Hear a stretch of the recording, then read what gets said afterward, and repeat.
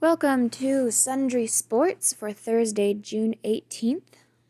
We begin with Cowboys Wire as usual, brought to you by USA Today. News: Elliott feeling well but not happy. Cowboys wide receiver best trio in NFL? I still don't understand what those have to do with each other. It was the usual kind of sleepy Monday the NFL fan endures every June, right up until news came down Dallas Cowboys players had been diagnosed with coronavirus, or tested positive with coronavirus.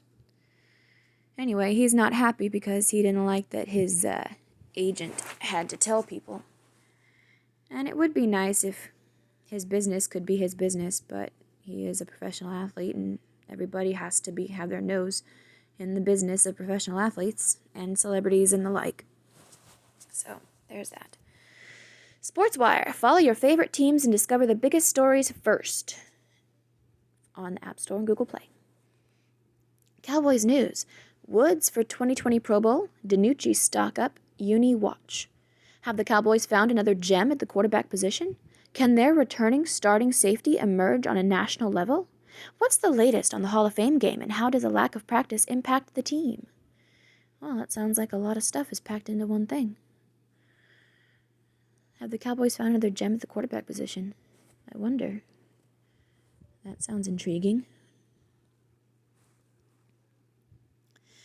The first preseason game, the Hall of Fame game between Dallas and Pittsburgh, is surprisingly right around the corner. If it actually happens, is it going to happen? Training camp is set for July 22nd, and the season opening game is only 15 days after that. It seems very unlikely fans will be there, and there's even a chance it's canceled altogether. There you go. How will this shortened offseason impact the Cowboys and their mostly new coaching staff? Only time will tell, but the Cowboys staff writers give their best guesses. ESPN determined that Eli Manning and not Tony Romo was the NFC East quarterback of the decade. Bullshit. That may not be right, thank you, but a number of other Cowboys deservingly made the list. Similar to Romo, Ben DiNucci is an unknown, small-school QB prospect that has some real positive traits, making him an intriguing third quarterback and project for McCarthy and company. That's a weird segue. So you went from talking about the whole decade thing to something that's a current thing? Xavier Woods is ready to take the next step in 2020, and Amari Cooper teaches a class on route running. All that and more here are the Cowboys news and notes for June 16th, 2020. Oh, so that was just your introduction.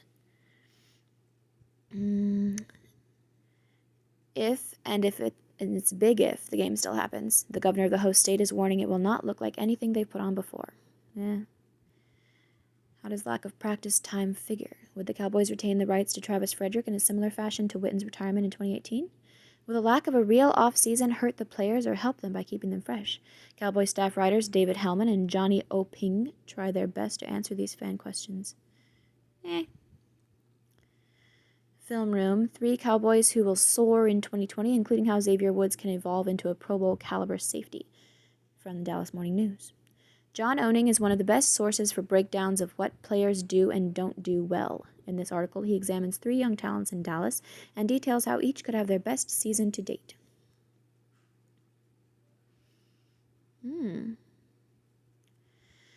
Position breakdown, defensive end, Dallas Cowboys. The Cowboys upgraded their defensive tackles in the offseason, but the defensive end position is another story. We know DeMarcus Lawrence is elite, but he really needs to be just that in the upcoming season. Project players like Aldon Smith and Randy Gregory will attempt to replace Robert Quinn. Johnny Oping takes a deeper look at the Dallas pass rushers. Romo skipped on ESPN's NFC All-Decade team littered with Cowboys. Those fuckers. Evaluating James Madison's Ben DiNucci, the Cowboys' latest developmental quarterback. Ben DiNucci is relatively unknown because he played at James Madison University. Bob Sturm of The Athletic digs deep into the tape and discovers that there is a lot to like from the young gunslinger, especially considering where he stands on the depth chart. Depth is good.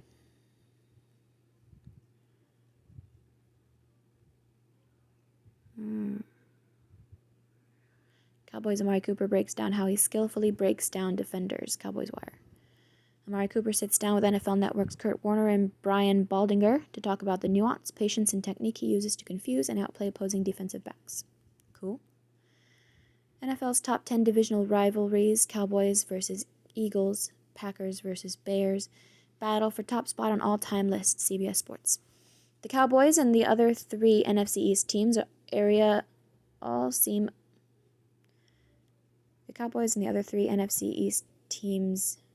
all seem of the biggest rivalries in the league. That doesn't make sense. The Cowboys-Eagles matchup, especially in the last 2 decades, has stood out more than ever. Find out where that rivalry ranks amongst the whole league. Blah, blah, blah. Okay. That was a bunch of stuff. Dak Prescott's deal isn't done. Here's the latest with 1 month before deadline. This was the latest a couple of days ago. Romo skipped. Yep. Cole Hikutini has chance of his lifetime, with Cowboys in 2020. Okay. Cowboys Amari Cooper, blah, blah, blah. Ohio governor says Cowboys-Steelers Hall of Fame game may be sans fans. Not surprising. 105.3 The Fan nosebleed seats show. Jerry silence, Creighton pulling up. Ezekiel Elliott not pleased. Agent had to confirm coronavirus test results. Prescott and Romo steered Cowboys through bad decade of defense. Old one. But I'll say it again, it was mostly Romo. Romo did all the hard work. Continuing on to ESPN Daily. Good morning. Yesterday, the Carolina Panthers ignited a franchise GOAT debate on social media without including one Cam Newton in the conversation. That's about as disrespectful as when Mariah Carey was asked about Jennifer Lopez and replied, "I don't know her." Here's your ESPN Daily. Listen up.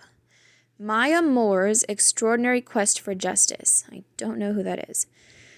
Maya Moore is, without question, an all-time great basketball player at the college and professional level. Okay. Moore was a superstar with 4 WNBA championships, 2 Olympic gold medals, 2 NCAA titles from UConn stand-up. 2 NCAA, bleh.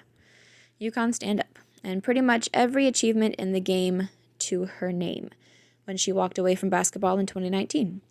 Moore's reasons were mysterious at the time, but soon her focus became clear: to help pursue justice for Jonathan Irons, a family friend who she believes has been wrongly convicted of burglary and assault. On today's episode of the ESPN Daily Podcast, ESPN's Katie Barnes tells us about Moore's impact on the case, what it means for a player with her talent to have left basketball, and how her activism ties to the current moment surrounding sports and social justice. I find it very odd that the ESPN Daily newsletter is written by a woman, and also the ESPN Daily Podcast is hosted by a woman. I'm not saying women can't do sports and know sports stuff. It's just kind of weird because it still is, I'm pretty sure, majority men doing this kind of stuff. This just seems odd. Things to care about. The fighting life of boxer Christy Martin. And so far you've talked about 2 women in a row. Christy Martin appeared fearless in the ring. She took punches to the face, never shying from the nastiest of blows. Pain was for other people, but that was in the ring. Outside it, Martin struggled. An abusive relationship devoured her self-confidence and sense of worth. Her husband preyed on her insecurities and used them to shut out her family and friends. He isolated her from the rest of the world to establish complete control of her life. On November 23, 2010, their tumultuous relationship came to a head as Martin's husband stabbed and shot her. Somehow, someway, she got off the floor, the way she had so many times in the ring, and fled the house. She fled for her life and for her freedom. Now, with her attempted killer in prison, Martin has a second chance. She is remarried to a woman and finally living a life of her own making. Okie dokie. Good for her. No fans, no problem for KBO? Quiet and baseball don't really go together. Lottie Giants pitcher Dan Straley can attest. It's just awkward how quiet it gets, Straley said. 0 fans is different from lightly attended games in Miami and Baltimore or minor league parks. Even the least attended games in the minor leagues had far more energy than the empty ballparks of the Korea Baseball Organization. Straley elaborated, "You can hear everything. It was so quiet tonight inside the dome. When the home team's pitching, there's no music going. Because it's a dome, there's not even any traffic noise from outside the stadium. It's just dead silence." That sounds creepy. The KBO, Korea's top baseball league, is one of the first sports leagues to return to play and is doing so with strict health protocols and no fans in the stands. The new environment is changing the feel of the game to the players and others involved. What is drama when it can't be felt by crowd anxiety and excitement?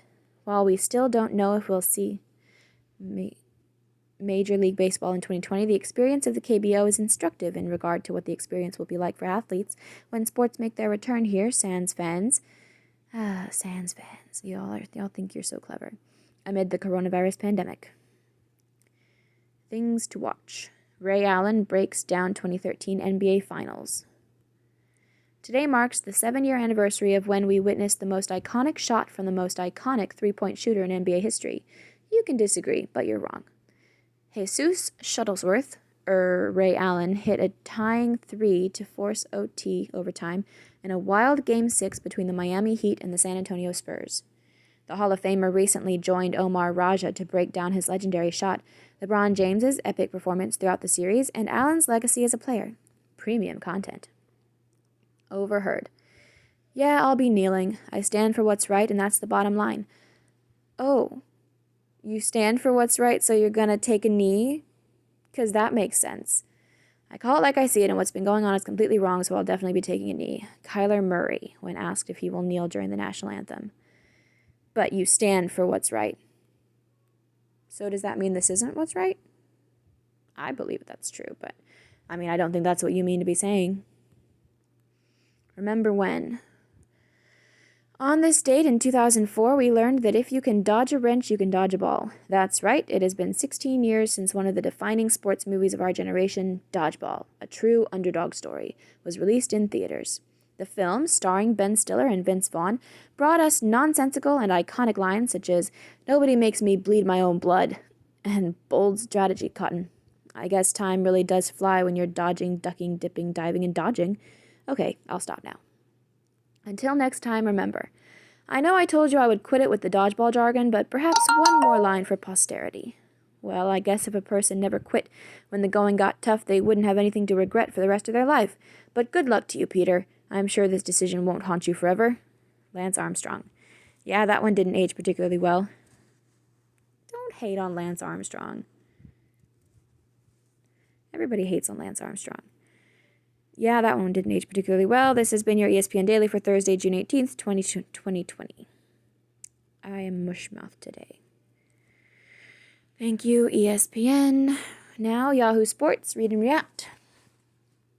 MLB proposes 60-game season, full prorated pay. Universal DH coming in baseball? Universal DH. Not sure what DH means. DH. I don't know. Panthers ask who is their GOAT and don't include Cam. NTSB, Kobe's pilot may have been disoriented. Well, yeah, it was foggy, wasn't it? How else do you explain flying into the ground? Aren't we done talking about that? The lead. Trump kind of endorses Cap. By the way, that was a woman pilot. I'm just going to say that. Just going to leave that there. Trump kind of endorses Cap. Not really. By Jay Busby. Good morning. We'd say this is some weird news, but, well, this is 2020. It's all weird news. President Trump has endorsed Colin Kaepernick's return to the NFL. Yes, you read that right. He just said that, yeah. Okay, I'm going to get to what he said, but I'm just saying, that's not an endorsement. It's okay, I don't care. That's the type of thing. A nice way to say that he doesn't care. Why are we talking about Kaepernick? This is so tiresome. So tiresome. Nearly 3 years after Trump used Kaepernick's protests during the national anthem as dry tinder to fire up his base, the president said on Wednesday that he absolutely believes Kaepernick deserves another chance in the NFL. I would love to see him get another shot, Trump said, in response to a question about Kaepernick from Sinclair's Scott Thuman. Obviously, he has to play well. If he can't play well, I think it would be very unfair. Yeah, exactly.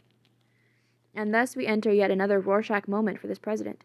How you viewed him prior to today is how you're going to view his statement on Kaepernick, a man whom Trump once, in effect, called a son of a bitch.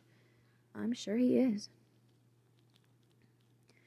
What's interesting is that for as much as Trump criticized Kaepernick, it's clear the president has paid attention to the arc of Kaepernick's career. He was terrific in his rookie year, Trump said Wednesday. I think he was very good in his second year, and then something happened, so his playing wasn't up to snuff. That's pretty close to exactly on point. In his first full season as a starter, Kaepernick took the 49ers all the way to the Super Bowl and then to the NFC Championship the next year. It's tough to separate Kaepernick's decline from that of the 49ers as a whole after that point. Granted, it's debatable whether Kaepernick still has the skills to make a return to the league. His workout in November was inconclusive at best, so if Trump has been paying attention to his arc and knows his career pretty well, Trump also probably is well aware of the fact that Kaepernick is not in the same kind of shape that he was. So that line about obviously he has to play well. If he can't play well, I think it would be very unfair. That's the most important thing. Anyway, continuing on. His workout in November was inconclusive at best. The game moves fast, and no matter how many motivational slogans Kaepernick may post on his social media accounts, there's nothing to compare with live, in-game action to take the measure of a quarterback's skills. Counterpoint, at 32, Kaepernick's younger and obviously fresher than Brian Hoyer, Andy Dalton, Matt Ryan, Aaron Rodgers, Ryan Fitzpatrick, Ben Roethlisberger, Phillip Rivers, and Drew Brees. I think it's debatable whether fresher is actually good. Whether fresher is actually better. Matter of fact, Kaepernick is 10 years younger than Tom Brady. Yeah, but it's Tom Brady. Does Colin Kaepernick deserve a roster slot? Nope. Nobody deserves anything in the NFL. But when even President Donald Trump is saying Colin Kaepernick deserves a chance, well, it might be time to bring him into camp for a workout. And just have him prove that he's not up to it. And maybe he still gets a job anyway because he's Colin Kaepernick and everybody has to suck his dick. But he wouldn't be first string, so he would be unhappy and he'd just be sitting around bitching. Just like normal. No change. Robinson, ranking all 22 Madden covers from best to worst.